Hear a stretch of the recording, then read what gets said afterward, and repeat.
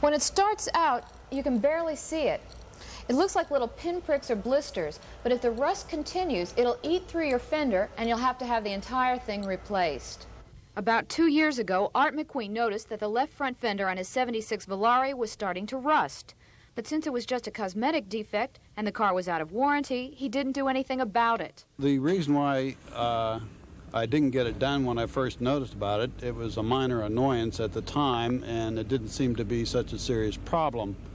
And it was too expensive for me at that time to get it fixed. But now McQueen will be able to get it fixed. Chrysler has agreed to replace the front fenders on '76 and '77 Volares and Aspens that have rusted. The FTC alleges that these cars have a design defect that promotes rusting. Chrysler says it doesn't know why those models rust. I really couldn't say, except for the salt will lay up in there longer, and it'll cause the fender to eat. According to the FTC, what happens is salt from the road is splashed into the sleeve behind the wheel and then stays there and ferments, rusting the fender from the inside out.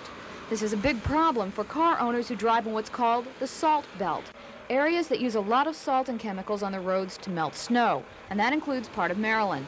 If the rusting is allowed to continue, the fender can come loose and be pulled off. If the fenders are rusting on your '76 or '77 Volare or Aspen, then call your Chrysler dealer. He'll inspect the car, and you may be entitled to get new fenders. Susan Schaefer on the Consumer Scene in Baltimore.